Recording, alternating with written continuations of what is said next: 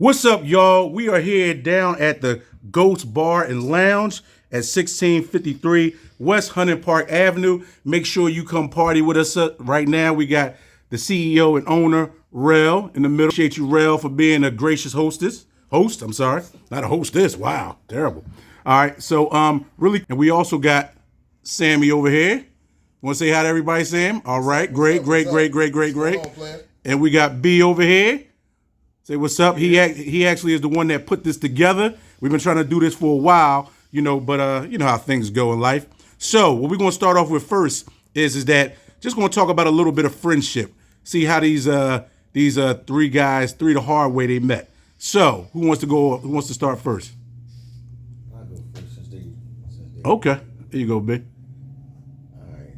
So Speak up. I met my man Big Sammie back in about 83, 84 at J-Zoo. And we've been real tight ever since, one of my close friends. And over the years, I met his cousin Rell probably back in about 05, 06, or something like that. So Rell been a good guy to me over the years too. But me and Sammie, we go back, man. Me and that guy did a lot of stuff together, man. So, ever since I've known him, we just always been A1. Never got no dumbass arguments and no crazy stuff, you know what I mean? Always been A1, always been a throw ball. If I need him, he there for me. And, Rell the same way. So, over the years, Rell became one of my close guys too. The businessman right there. Mm-hmm. He always putting a business plan together. But other than that, though, over the years, they both good guys to me, man. I can't say nothing bad about these guys. Okay. Rell? Well, Sam is my big cousin, more like a brother. Basically know him my whole life. He told me he loved me till he was like 36. That's dope. And then, like Ronnie said, say that for another time. Met Ronnie in 06, 07, and been rocking ever since. That's what's up. Now I have heard them call you LL at times. All right, so I mean, what's the thing behind that? Yo, that's his joke. Okay, all right, okay, I got you. Yeah, because when we was at the dinner in Blanc, I think that's when the first time I met you. You know what I mean? So anything else, Rell? No. Okay. Sir Sam? It's my man over here. My man Ryan. I told him a while ago, his nickname, I ain't calling him Diesel. You ain't gonna hear me say that no more. No more. Since we was pups. Right. Private school, Catholic school, that's where we met. Wait. You mean y'all thugs went to Catholic school? No, I'm just joking. Y'all went to Catholic school? Man, you know how it go. We had a private school, man. It was fortunate. Okay. We didn't like it back then. We didn't know what we was getting ourselves into, but we was very fortunate, and we understand what our parents did for us. Gotcha. And the sacrifices. It took us to get older to realize it. Yeah. But we could talk about that too, growing up in a two-parent household, Mm-hmm. and how people didn't like it, but we both grew up in a two-parent household. Right. It's my guy over there. Right. Since pups. Now, Now, because I know he always talking so much about the daggone school. Which school would you like to say? Which Catholic school you talk about all the time?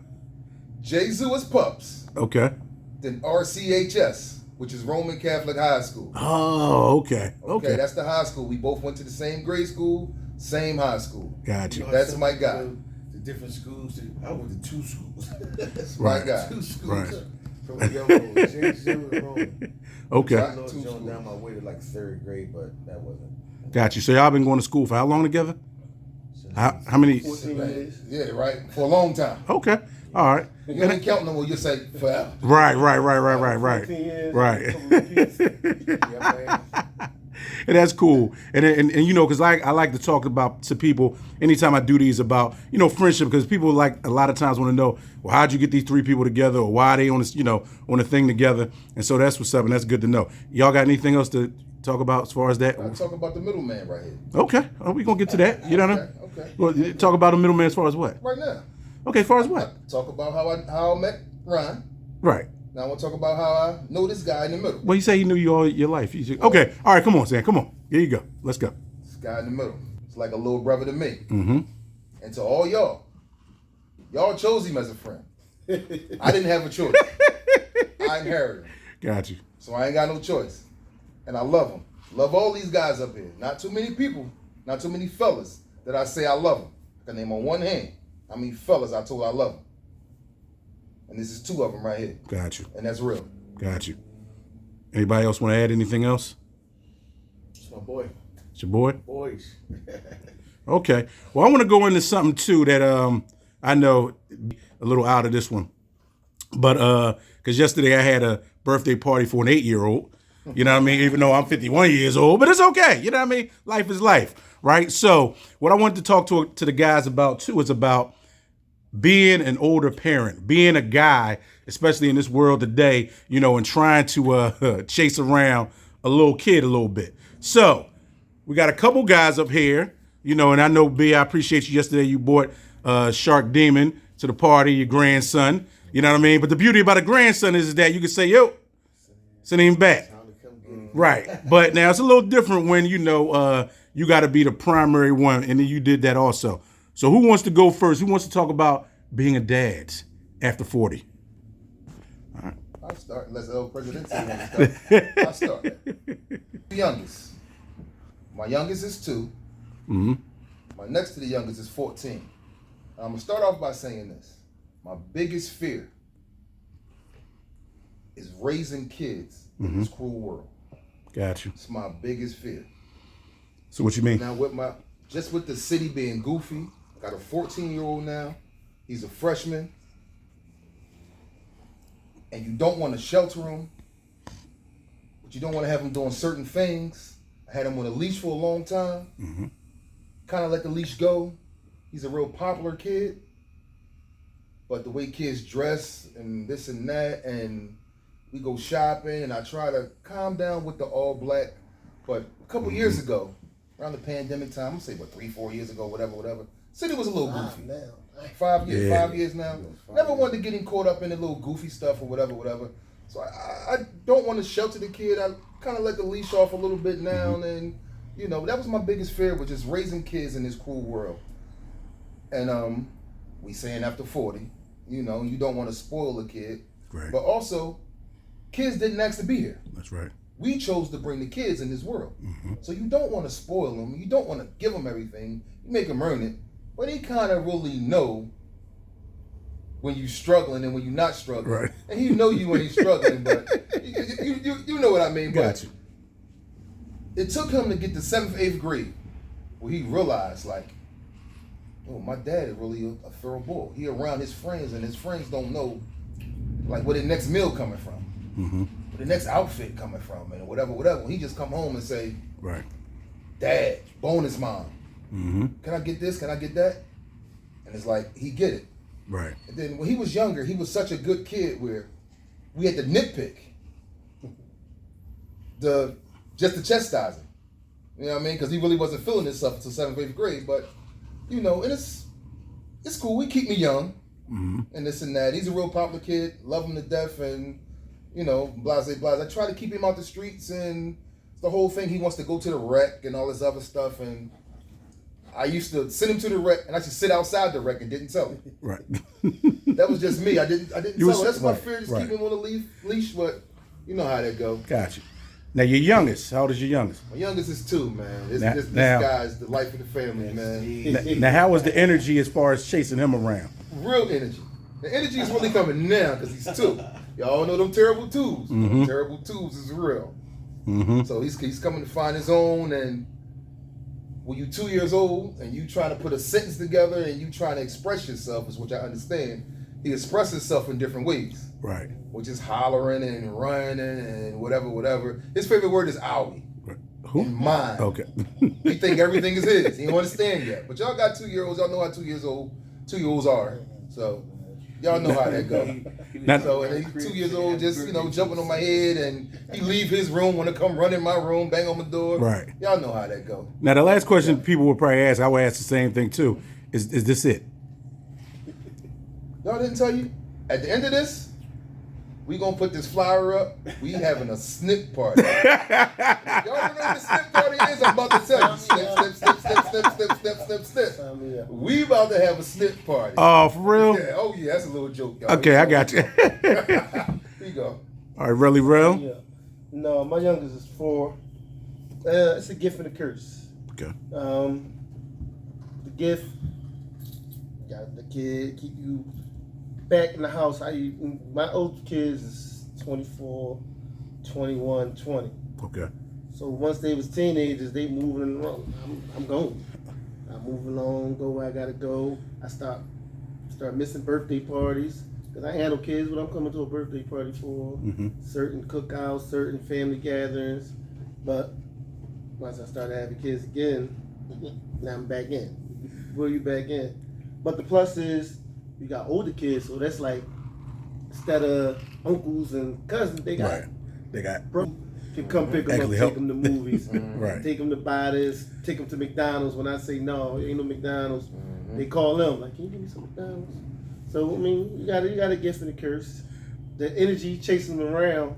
What I did with my older kids, I used to go to Chuck E. Cheese and jump in the balls with them. Gotcha. Balls, but now I just get the card and I go sit in the corner in the booth, or Right. I call one of the older ones like, yo, go to Chuck E. Cheese with me, so you can go do the running around. Right. Right. But right before we just did this, I was just putting together a Paw Patrol tower.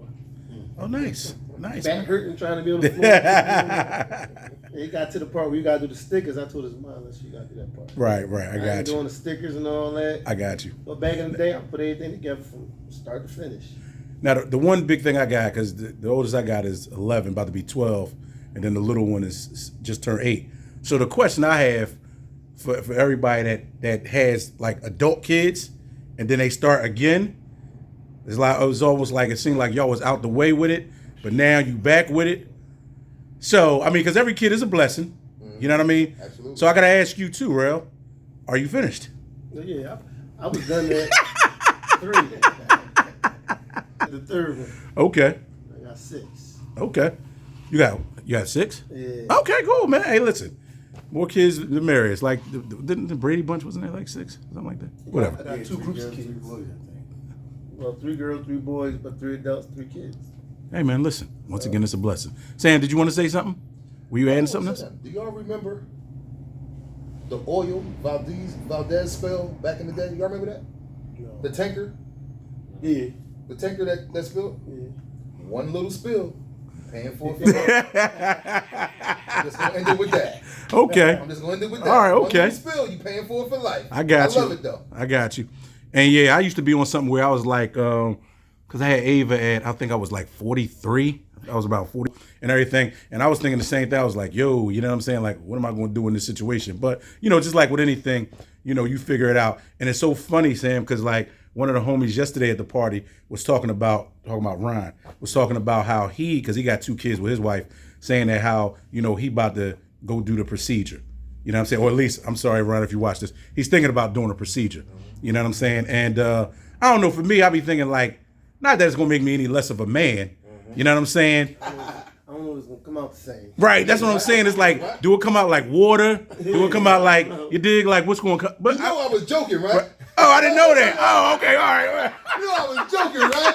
So go ahead, keep it going. I know, Keep I it didn't know. going. Listen, I didn't know Keep you were it going. joking. I can't I have thought, nothing I too long. thought, Keep it I going. thought you was. So you are going to have some more. Keep Okay. it going. Okay. No, you're going too far now. Okay. I didn't say I wanted to have some more. I said I was joking. Okay.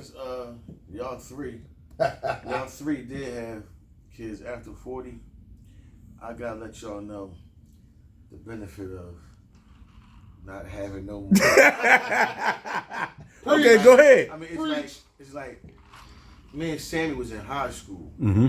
95th we graduated. My daughter was 2 months old at the graduation. Wow. So I was like 16, going on 17. That was when I was running around acting goofy back then. Had a kid, and then it was like, damn. The same way y'all feel like what I'm gonna do at this old age of the kid. What I would do at a young age, I'm like, I didn't know what was going on, but my mom, rest in peace, my pop, rest in peace. I had like a real. Don't forget about grandma. My grandma too. My grandma too. That support system. My aunts, all of them, like I had like a nice little support system with all my family. So like with the help of them, I kind of like managed to get through a lot of that. Then by the time I was about 21, that's when my son was born. So they both now, my daughter, she about to be 34 in April, and my son will be 30 in January 1st. He got 2 kids. He got 2 sons. My daughter got a son and a daughter. So I try to be there for the grandkids though. For the most part, like just do what they need me to do. I get them, we go. You know, Shark Demon, that's my young boy right there. Shark Demon, shout out to my young boy, Shark Demon. So he most of the time be with me a lot. The oldest one, he a lot of times with my son mom. But I just try to be there a lot for them because when my kids was that young in that age, I never really we wasn't going to Chuck E. Cheese. We going to birthday parties. It was like if I did something with that, like how Rell say, somebody got to whip me. Right, you know what I'm right, saying? right. I don't know what's going on. Back then, I'm thinking, you know, all it's about was like, let me buy you some Pampers, let me buy you some sneakers, make sure you got some clothes, and that's just being a dad. But you know, it was more than that. Over the years, you learn a lot of that stuff. Like I said, helping my peoples, man, my mom, pop. I don't know what the hell I would have been doing without them two. That's young. So, you know what I'm saying? Time is important now. They help me out a whole lot. So like I said, I try to make sure I do a lot of stuff with the grands that I didn't get to do as being so young as a parent. Excuse me, with my kids when they was that age. So, you know. But other than that, I feel like it was a gift and a curse, but I'm getting the gift side of it now. I don't really have to worry about a lot of stuff, and I mean, you know, I get any of the grandkids, they don't have no problem with, come right back, give them like lady kids on a bike. Right. Both of them, my son and my daughter, they good parents, man, and they handle their stuff, so, you know. But other than that, though, I just feel like, dang, that was a long time coming, though. Got you. But overall, like you said, they're a blessing, and you see the grandkids, like, damn, all that, like we talked yesterday, all that still from me. You know what I'm saying? But other than that, though, you know, it's a gift and a curse, but I don't regret nothing I did, though. Got Just you. living, you learn. Got you. I think my second set, man, my kids not one kid. You know, they ain't got none, they ain't looking. But they pop in, step in. I don't dump them off on them. I call them, you want to feel like taking them to movies? Yes and no. All right, they're not taking. But they say I do more with the little ones, but I feel like I did more with the older ones. I had more energy. I knew there was more stuff in the city when they were younger. It's hard to find stuff to take kids now. You gotta go in the county. Yeah, you got to go to Jersey. Yeah. You got hunts and stuff now. And I think for me, just you know, ending this part of the segment off, and another reason why, you know, I choose to kind of have, for the most part, decent people on here is because, you know, you're looking at three fathers who are heavily involved with their kids. You know, so even in the short time that I've known Rell, you know, he's had his kids involved here. Sam, I know I went to a fish fry too for your young boy. You know what I mean? B, you know, it's been years with us with stuff. And I think that that's important too, because a lot of times, like, black fathers get a bad rep, like we just out here running around and not taking care of what we're supposed to. Now, that is true for some people. But like I said, for these brothers right here, from what I've seen, I know that's not to be true. But let's go on to our next thing. And you can think about this for a little bit. Adversity. It doesn't have to be the worst time of your life, but just one time in your life when you faced adversity and it was really hard for you to kind of get out of it. And I'll start. That way I'll give y'all a chance to think. So, like for me, adversity was like being with my kid's mom and coming to the realization that this joint wasn't going to work. You know what I mean? And like just dealing with her, you know, on and off for years, man, and living with her, and then her living with me at first, and then stuff just not working out. And because like my parents got divorced, I kind of never wanted to be in that situation. And so, you know, we men, so a lot of times we just keep going on about our day and everything like that. But like when I finally had to go, because I never forget, I came in the crib, something happened, and I had like 2 contractor bags down in the sink in the kitchen. And so I was just like, you know, we went through whatever, and I went upstairs and I just was dumping everything in the contractor bags. And so, you know, the kids are standing there crying, you know, Daddy, where you going? And all this other kind of stuff. And that was back in 2021. Yeah, so that was like 3.5 years ago, back in like May of 2021. And I just couldn't take it anymore for me. And so, like, a lot of times I was challenging myself thinking like, Dad, like, are you being a coward, you know what I'm saying, for just rolling out like that? Or, you know, are you saving yourself from doing further damage to her or you or whatever? And it's still something that I deal with because it's still sometimes a feeling of failure for me. You know what I'm saying? So like I'm proud when I hear stuff like Sam's married and trying to do stuff the right way or doing stuff the right way, or other people, or like how y'all parents were together, like B and Sam. Not sure about you, Rell, but like just being together in that 2-family household, because it is a difference, and I see the difference even in the kids. So that's like my ongoing adversity right now. So who wants to jump in first? Talk about the good times of adversity. All right, me had it when I was in that can. Huh? Go ahead. Had it when I was in that Speak up, Flair. I had Yeah. For people who don't know, what's the can? jail. But no, it was a little. I mean, it was a little messed up period back in what 02. Got a little situation, and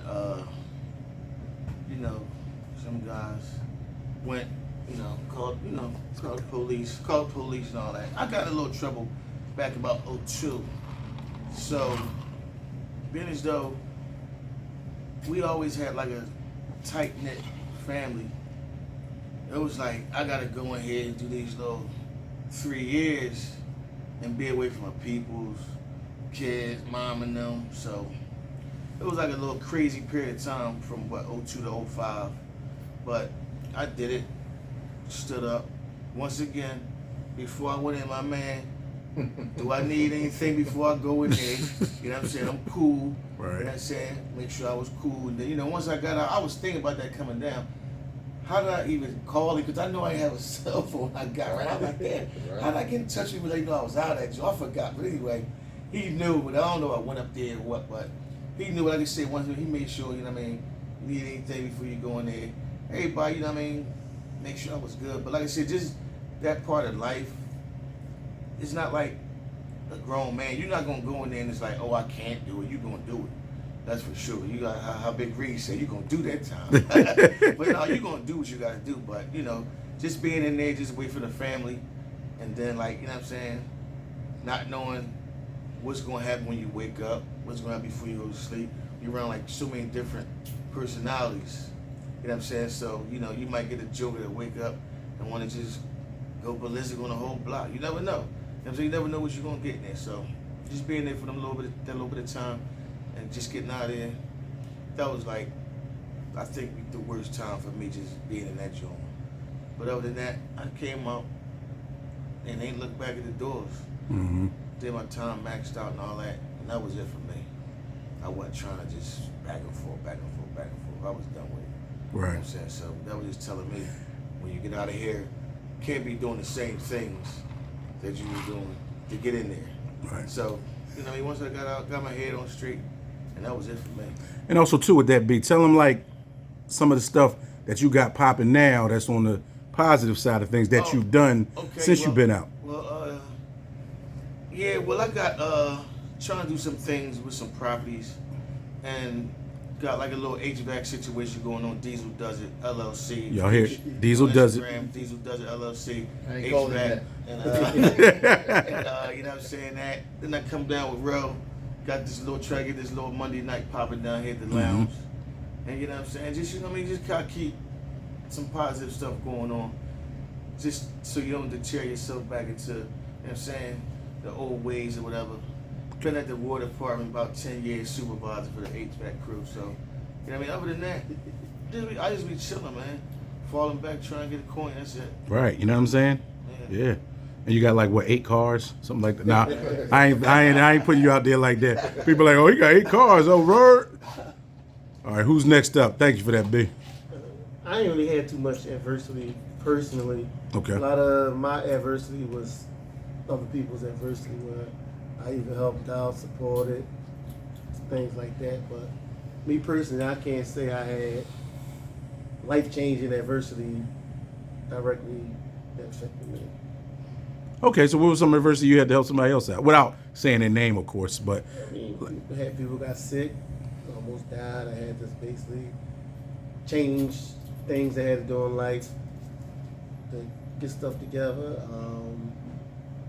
People was in jail, people came out of jail. So I basically was just moving stuff around to help people out. But I ain't really had myself nothing life change, and I would be like, oh, this happened. All right, cool, bro.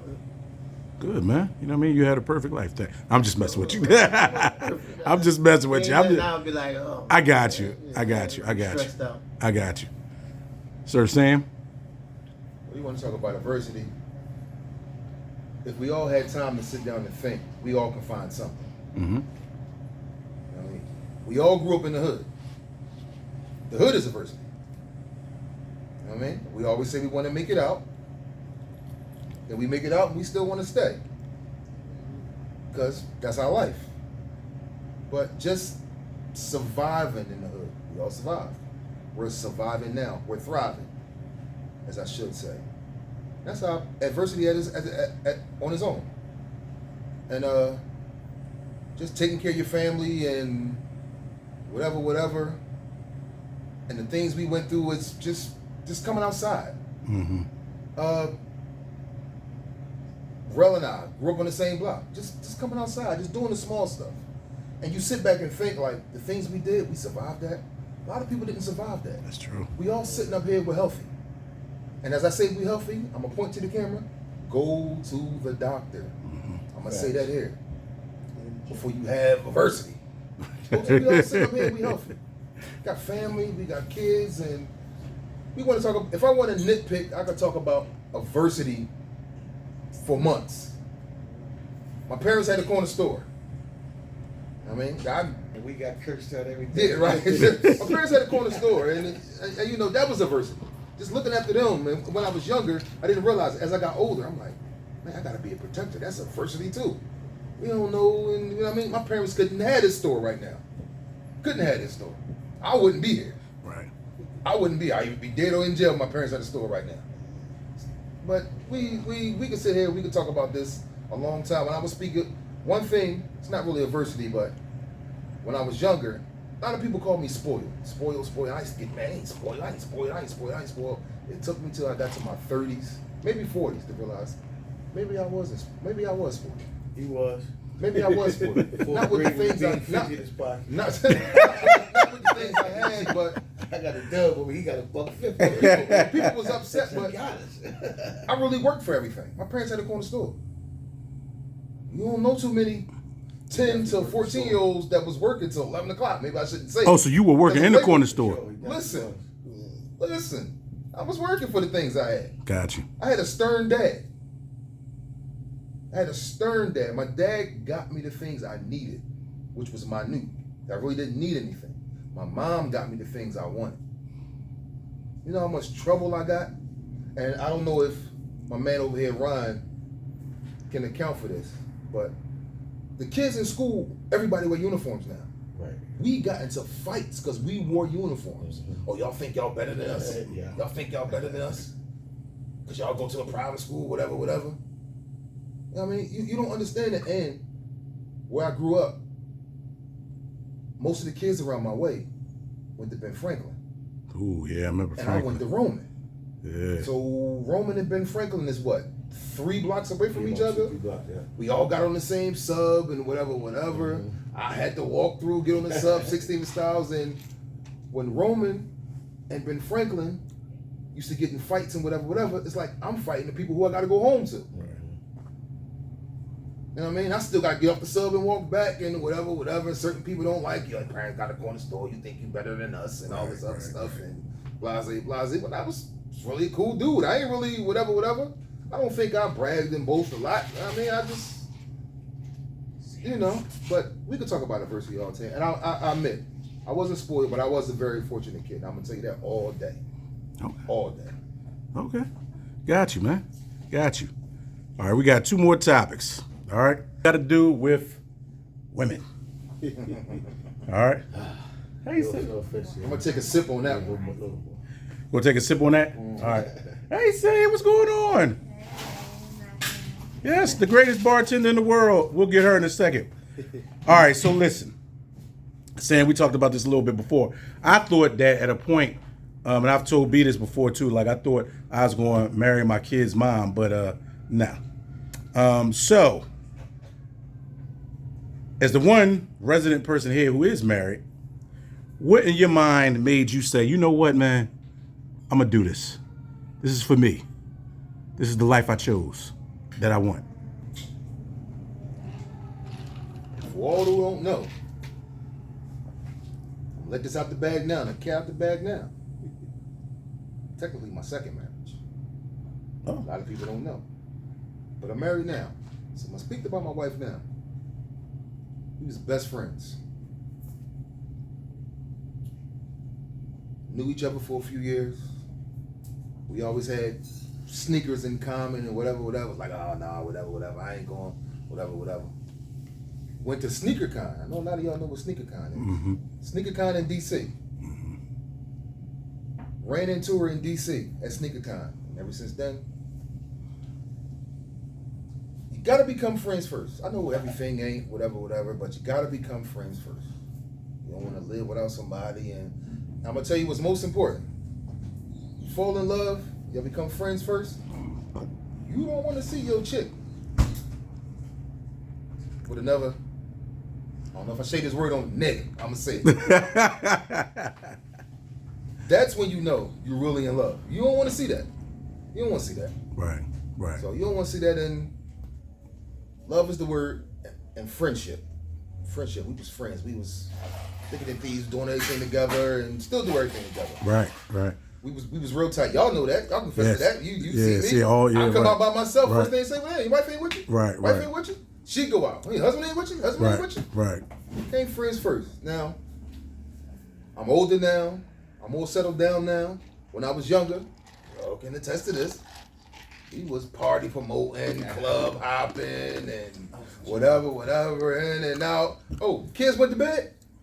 Oh, we gotta run out to, you know what I mean? Right, I gotta get this money. We party promoting this and that and this. So, this guy right here, he was the party promoter, man. This guy, started putting me on. Right. You know what I mean? After a while. I mean, these guys in party promoting, putting 4 or 5 friends on the joint, man, ain't taking up, man. When you put you on, we gonna do what we gotta do. Right. But, I know kids was the first topic, but it settled me down a whole lot. Got you. Wife. Got you. Gotta become friends first. Now, I was one who didn't do the counseling thing. Because I was one, I'm not gonna let nobody else tell me or counsel me when they really don't know what I'm going through. And I'm not a person that sit here and talk to people. You don't know what I'm going through. Okay, you're right. I mean, we never got to that point where we needed counseling, but before marriage, shouts out to Pastor Brown from Roman Emmanuel. He, no, not my cousin, not Pastor Brown from Roman Emmanuel. He married him. And we had to have a couple of counseling sessions. The freaking deacon. And as you say, a couple of counseling sessions, we only had one session. Right. He was like, y'all good. You go ahead. Y'all said everything y'all need to say, you go ahead. And I'm going to speak one thing on wedding. These guys was in my wedding. Mm-hmm. This guy was the best man in my wedding. We missing one of them, a.k.a. Slab, guy in my wedding, but, I love it. I'm not going to say it's for everybody. Everything's not perfect. I'd be lying to you if I told you everything was perfect, but Right. we worked through it. 2-year-old, keep us grounded. You know how they go. And we love each other. We love each other. We really love each other. That's dope, man. We love each other. It's like a hallmark. I'm going to speak for myself. No, I mean, it's serious. Yeah. For myself, we love You know each what I other, mean? but I couldn't see that. I couldn't see it with whatever. Somebody else. Yeah. And what we're going to do is we're going to have a moment where we just have Sammie on here. Give him marriage advice and counseling. Because like a bonehead like me who ain't married after all these years, what am I not seeing? What do you think about Best it, Rell? friend, man. Best friend. Got you. Best friend. I think it take a lot to get to the marriage stage. I just feel like women today got values mixed up.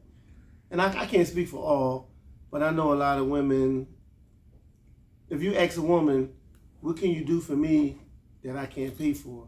They'll take that as an insult. As opposed to, I'm just asking you genuinely, what can you do for me that I don't have to pay for or that nobody else can do? And it's something simple. It's, I see you down, rub your back. How you doing? Just having a conversation. Bring something, you working on something that work. They next to you, helping you find stuff you need. Just this stuff that you don't have to pay for. Mm-hmm. They say, I cook for you. I could buy dinner. Right. Oh, I wash the clothes. I can pay a maid to wash clothes. Mm-hmm. What can you do that I don't have to, that I can't pay for? And that's what brings you to this level. As he said, this is my friend. This is like we have this in common. So you can't find that friendship. Can't pay for that friendship. So just if you ask that, that's an insult and it's an argument and it's like you coming at them.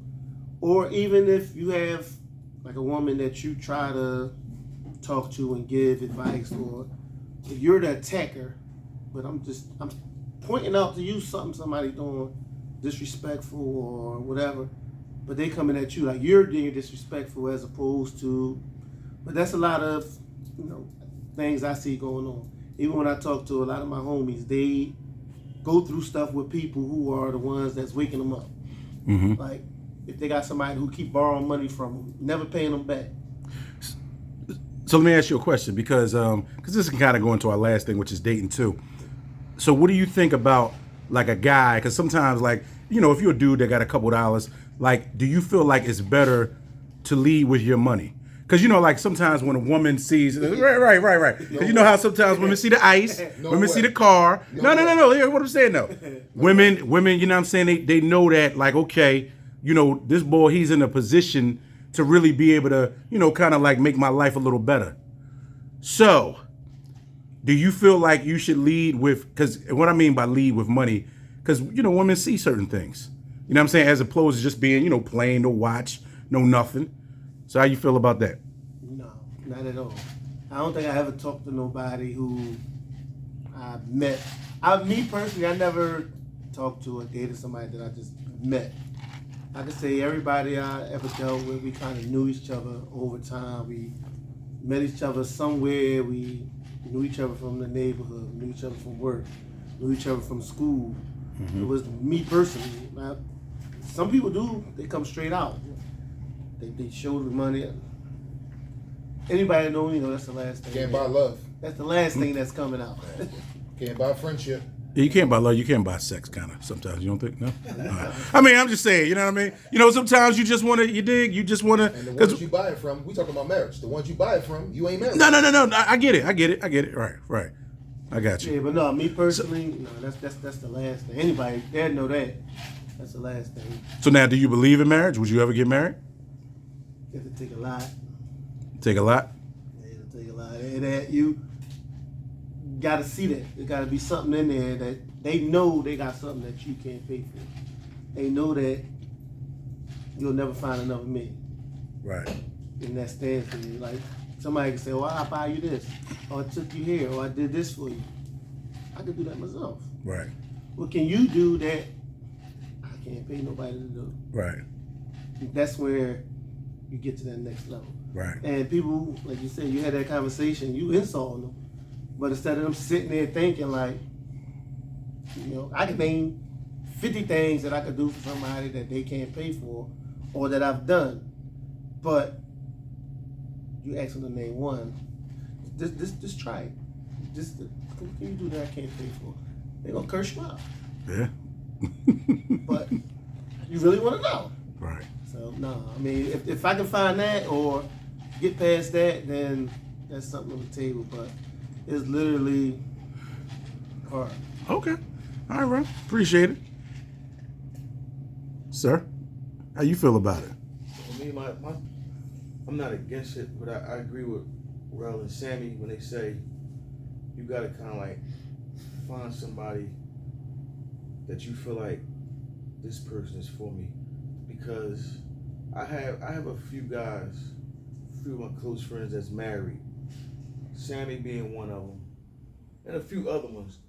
But like I said, Sammie, whatever Sammie go through with his lady, you wouldn't be able to tell.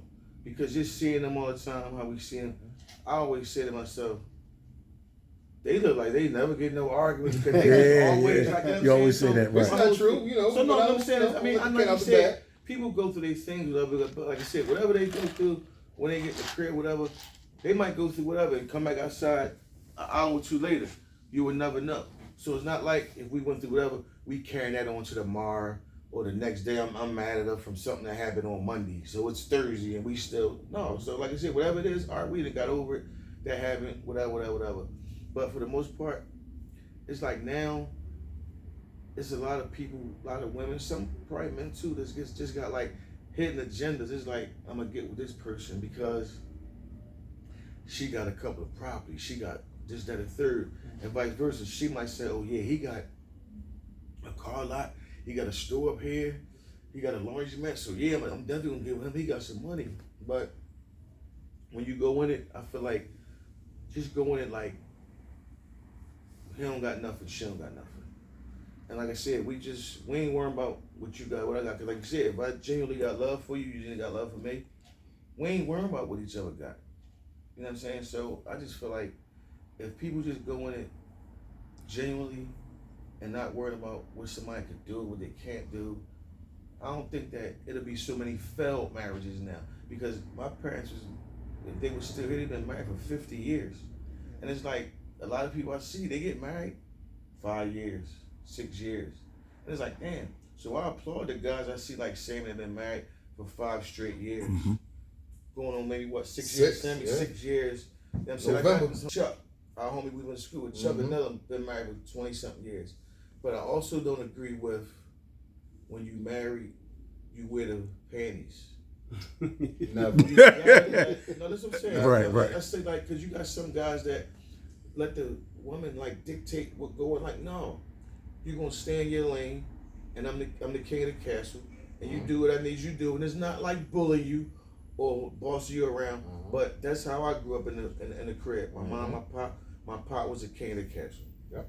And my mom stayed in her lane. What she supposed to do, what she needed to do, that's what she did. Wasn't no whole bunch of going back and forth and all that. And it's like nowadays, you get a whole bunch of, like you said, a lot of girls now do a lot of things on their own, so they feel like, X the man out, I don't need him. Women need men, men need women. Right. You know what I'm saying? So it's like, I mean, then the social media thing just got a whole shit in a frenzy. Everybody want to be, you know what I'm saying? They want to be treated like a princess, yeah, not so a queen. It's like, you can't come in. How you want to be a princess? Yeah, you can't have that masculine energy. Like if you're trying to kind of like get something going, relationship, marriage, whatever. Just do what you need to do as a woman. Let a man be a man. Let the man be a man. And I think anything will be like, you know what I'm saying? You know, I mean, us as men, I mean, we gonna be men. Let that man do what he gotta do, and you just do what you gotta do. That's the saying. Just stay in your lane. Right. You know what I'm saying? And then, you know, I think that it'll be a whole lot less failed marriage. I just seen people within the last 10 years, 15 years. Oh yeah, they got married 3 years ago. It's 4 years later. Oh, they get a divorce.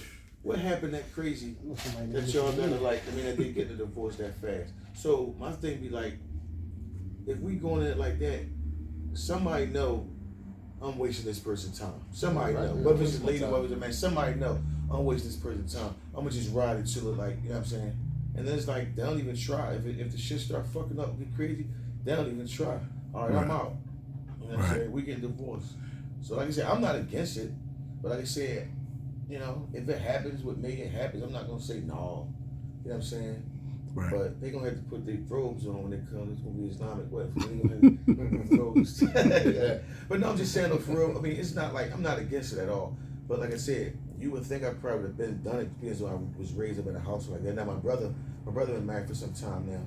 Got a nice little family. My brother and his wife and everything. But like I said, I'm not against it. But it's just like now, you don't know what you're getting. It's like you don't know what you're getting now. It's like now you feel like I want to get married or whatever. It's like you taking a risk. It shouldn't feel like that, right? You know what I'm saying? It's like I'm taking a risk, and I don't think it should feel like, should I do this or should I not? Now, when you say take a risk, what you mean? Like what? It's like if I get in a situation, this person might switch up on me. You know what I'm saying? We even party, it was like that. This person might switch up on me. It's like, damn, you wasn't like this when I first met you. Excuse me, you know what I'm saying? So it's like, Come on, possession. stay the same. Don't switch up. Stay the same. But what I'm saying is, so let's go back to like what Sammie was saying, where like if you find somebody that you feel is like a best friend to you, and you decide to get married, and you don't want to see her with another boy, That's so what I'm saying. If you could go on it like that, cool. Because when you see Sammie and you see his wife, you could tell that beside being married, you could tell they friends. You could tell that that's part of their, you know what I'm saying, situation. You can tell they friends. Right. Like I said, we go to basketball games. We might go to the party, and he ain't never like, oh, my wife over there, let me get away from. he gonna do his thing. Yeah. But they He say ain't never trying to sneak away or dodge this lady on no Right, other right, side. He gonna right, do his right. thing. they say dudes get with girls hoping they never change, and girls get with guys hoping for a change. So I'm marrying the person I met. Right. Wait, hold on, Rell. That was kind of Rell. That was kind of profound. Don't let say it one more time. Guys get with a woman hoping she never change. Mm-hmm. Women get with men wanting them to change. I want you to stay who I met. That's why you here. Right. Right. Now you becoming the person I told you I hate, the person I told you I don't want to mess with. You become that, and it's I think different. I love you differently. Love me the same way you love me when I proposed. Right. That don't happen. I can say I know people that been together 20 years. Great. As soon as they got married, they'll be like, I hate that bitch. Yeah. Like, oh, man, leave her home. Because she now is wanting him to be the person that she had in her head of him. And he want the chick he been hanging with for the last 15, 20 years. Yeah. So, And so our last thing, I mean, if y'all finish with that, but you can always chime back in. Another thing, you can't go in. I don't think they should go in. A lot of these women go in feeling like they just looking for this perfect situation. Yeah. You gotta make your situation work for yourself. You're not gonna go in there and find this Mr. Right or she just the perfect. I mean, she might be perfect for you, like what you like, and vice versa. But you're not going in there with this perfect situation, like this fairy tale shit. That's why I say that Instagram stuff kind of like got a lot of people just like messed up. It's like you go in there and you make your joint turn to be how you want it to be. This is what we gonna do. This is how we gonna operate. You're not gonna go in no situation that's perfect. and the outside noise, the Yeah. friends that had advice, Yeah. they don't even hear this side. Right. They don't hear the real side, they just hear this side. Or they telling you shit that they going through with their boyfriend or what they going through at home. Right. Like, oh, fuck And then it'd be the Go single fuck people. somebody. It'd be the single people that don't have nobody to give advice. Like right now, if I want to get some marriage advice right now, why would I ask Rell? You know what I'm saying?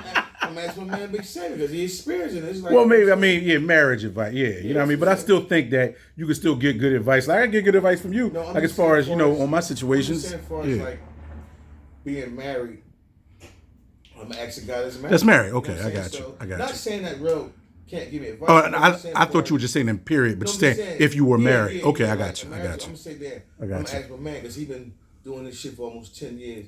Opposed to Rell just been, you know what I'm saying, just doing whatever he been doing. He ain't been married for 10 years. So I had a common he- law marriage. We all had one of them Jones. You know what I mean? So, and appreciate that, fellow. So the last topic, because it's going to segue into that, we were talking. So dating in America, dating in the big city, They say that a they- brotherly love. Listen, So now, Sammy, we're going to take you out of this, Sammy. So No, we're you going. start with me. No, I'm just joking. I'm just You joking, start man. with I'm me. just joking. But like dating overall. So like what I find dating is that it's where, once again, me and B talk about it all the time. It's like it's weird to me, like now, because like before everything was like real easy. It'd be like, yo, what's up? All right, it's either yay, nay. But it seemed like a lot of, I don't know, sometimes like a lot of gray area. But what I will tell you is a person that travels a little bit, people from out of town be loving and respecting, you know what I'm saying, the guys from Philly.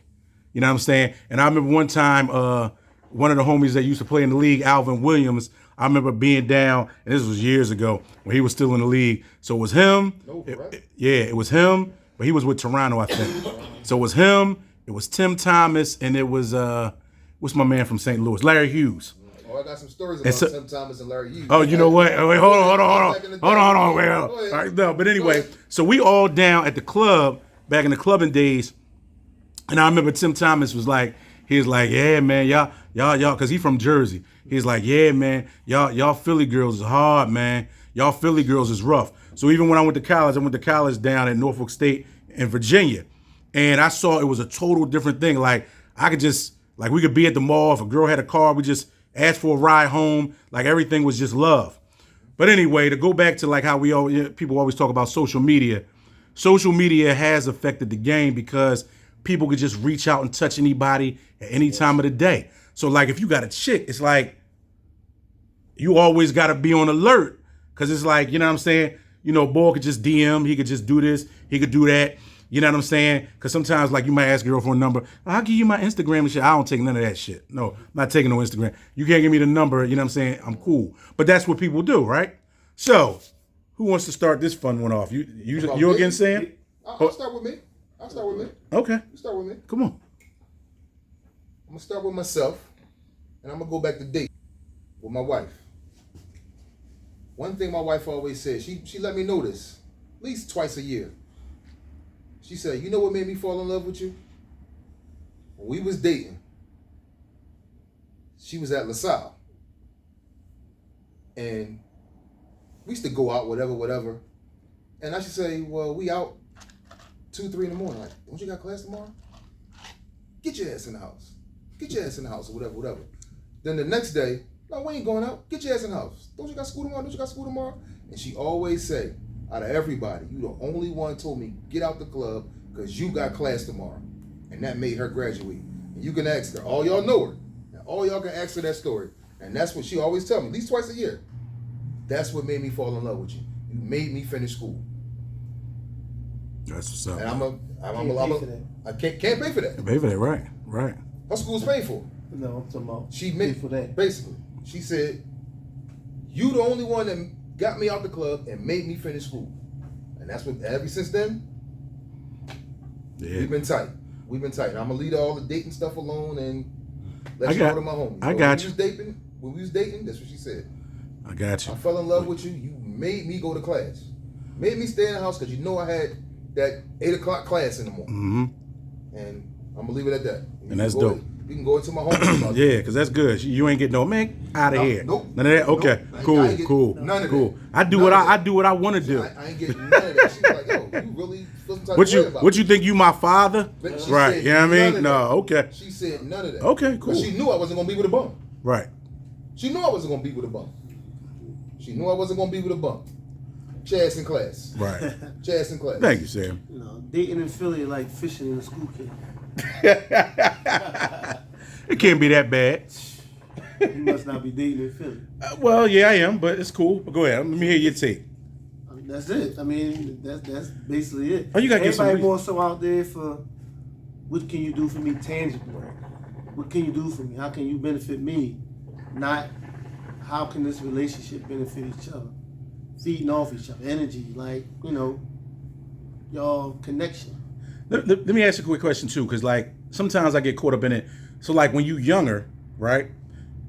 It feels like everybody's young.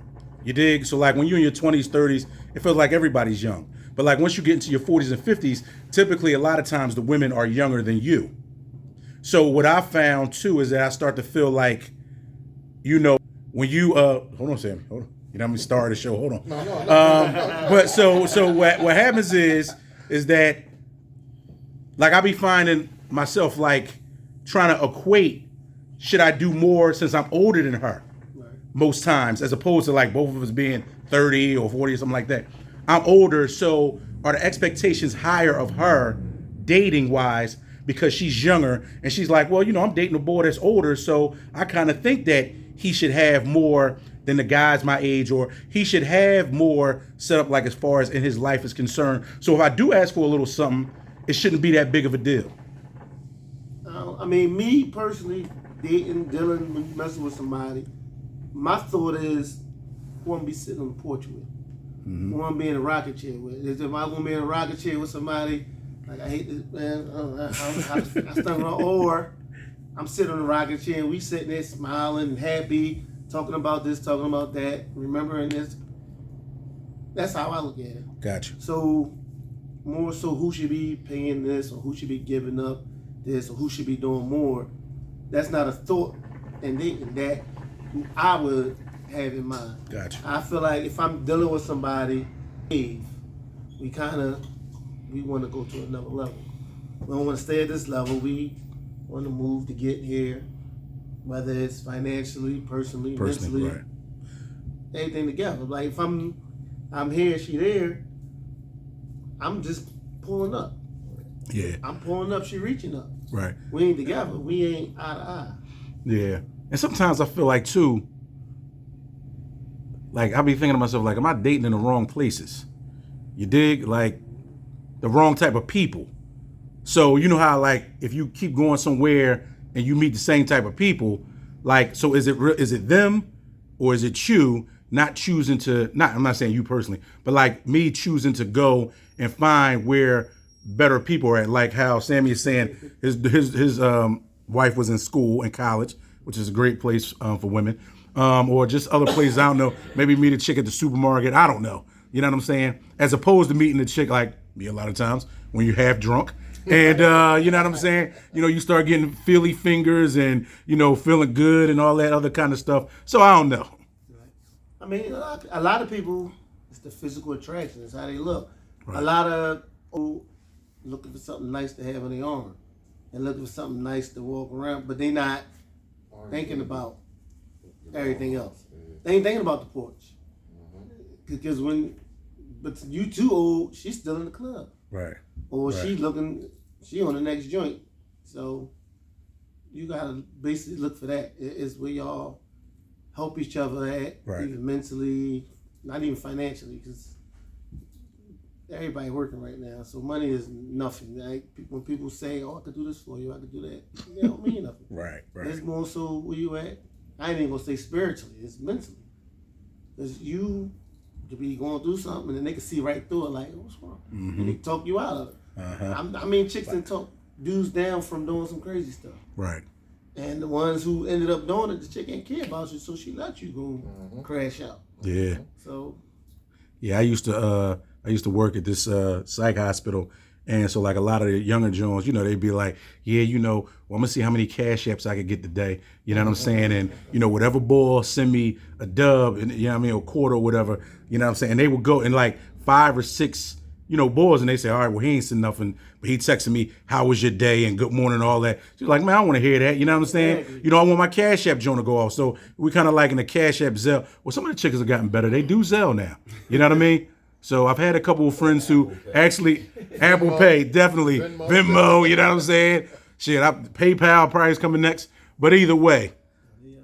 So last but not least, B, because you know we talk all the time. What do you think? I mean, I think that a lot of these women out here they got like too many high standards for some of the men, and it's like you got all these standards for this guy, but your standards low as hell. And it's like, how could you say I don't want to date you because you have younger kids, and you have 3 older kids living at home with you. That's real. That's real life. That happened to me. It's like, Yep. I don't understand. Like, I mean, I understood it, but it's like I can't really say. Well, damn, he gotta tell you, but you got 3, 18, 22, and 24. No, I remember Shorty had a 15-year-old too. Yeah, so it's like that really like kind of like contradict yourself. So it's like if they stop with the he need to have this and she need to have that. Like things would be better because, like I said, you could miss out on some genuine people. Because I feel like if you telling that to somebody, it's like you holding them, not hostage, but it's like you holding them, or you miss out on this person because they got a kid, or you know what I'm saying. I'd rather, like you said, be honest with me. I'd rather not date no woman with no 25-year-old young boy living in the crib. Right. Let me say it. We come from an era where when we was young boys, we was trying to get up out. Yep. 17, 16. I had plenty of rooms, $50 a week. Yep. Because I wanted to bring girls in the crib. Right. So right. like I said, my mom and going for bringing a girl in the crib. I was sneaking girls in the crib after the parties. 2, 3 in the morning, or we would put you on my back, or when I walk the steps, you walk the same steps. Yo, right, like, right. You know what I'm saying? So we couldn't really do that. So it's like now, these older women might have a 27, 28-year-old, and you let him bring chicks in the crib, and he doing his thing in there. And, you know, back then, our parents used to tell us, ain't nobody smashing the head but me. Like, no. You know what I'm saying? Right. You know what I'm saying? So, Right, and we right. kind of like understood that. So, like I said, a lot of things now, it's just like a lot, it's just like a whole lot different now as far as things that when he's like, as far as all these standards, and it's like, I'm not lowering my standards to raise yours. That's what I'm not going Right. to do. Right. So, you know what I'm saying? Right. For Yeah. me, I just feel like dating, I mean, if you doing it. Well, good luck. But like I said, the standard situation, y'all, a lot of women gotta like stop with that because they don't be having too much of nothing, but they want this guy to have his own crib, a nice job, his own car. But I go to your crib, you might be living with grandma. And remember, I told you that's what I had to start asking, like, who you live with? You dig? You know what I'm saying? I can't do that. Another thing is expectations, where they'll have expectations of a man have of their own kids. Yeah. Like you got, like you just said, you got a 25-year-old living with you, and you ain't expecting him to go do this. You ain't pushing him to go. Oh, you need to go do this. You need to. But you expecting the man that you didn't raise to go do ABC 1, 2, 3. Them 25-year-olds not even taking the trash out. Mom taking the trash out. Mom and the little sister taking the trash out. He landed in the room with his feet stank. Yeah. Not doing nothing. Yeah. Son husbands. Yeah. Son husbands. You know what I mean? Well, look, fellas, we did over an hour. I appreciate all three of y'all. Does anybody? Well, before I do a plug for the spot, Sammie, any last words? I appreciate you. Appreciate my homies. Appreciate everybody. It was a good thing. We gotta keep it going. Yeah. Yeah. I mean, this will just be part one. You get what I'm saying? Part one of our lounge series. Keep it going. You know what I'm saying? As we going on, we're gonna have 4 seats up here. Right. Because as we talked about, we're gonna have a female up here. Right. Perspective. Where's she at? We're gonna Oh have yeah, that- yeah. We gotta introduce Sierra have in a second too. First. Sierra's A still seasoned little female up Huh? here first. Sierra's still a little pup. That's okay, but she got knowledge. Have a She got seasoned knowledge. female She got up here. knowledge. You know. All right. We have Keep one us of them around. 25-year-old My man. B. Anything? Because Appreciate you, Jay. I love my guys, man. Oh yeah. You know what I And mean? what's the HVAC joint again? Diesel Does It LLC on Instagram. $150 for any service and diagnostic calls. I'm not coming out doing nothing for free because a lot of these people call you, I get all the information and call somebody else to do it. So if you call me, I don't want $1.25. So where can they reach you at again? They can reach me at Diesel Does It on Instagram. Diesel Does It LLC on Instagram. All right, cool. Appreciate you. All right, and the great host himself. Y'all can come visit us. It's G Host Lounge, but on Instagram it's Ghost Bar and Lounge. So, but the original name is G Host Bar and Lounge, 1653 West Hunting Park Ave. Talk to him. What's on Tuesdays? Oh man, we got a list. Come on, We got, supposed to be we got taco on Municipal Tuesdays, right? Mondays. No, it's Tequila Tuesdays. Tequila Tuesdays We now, got my bad. Municipal Mondays, Tequila Tuesdays. Tequila. Oh, Wisecrack Wednesdays. We got Thursday night football and karaoke on Thursdays. Open mic Fridays. Sundays, we do private events only, so y'all can reach out and book us. And Sundays, we got football. And, you know, he picked some great bartenders. So here is Sierra. Anything you want to say about the bar? About bar? Welcome to G-Host, $5 margarita, $2 bottle show shot, and a fine bartender. Oh, that's what I'm talking about. That's what I'm talking about. You got any other businesses, anything you need to promote, talk about? Nothing? Nothing right now? Okay. All right, cool. All right, y'all. Well, we appreciate it. Appreciate all y'all. And hey, man, live life. Don't let life live you. Absolutely. All right?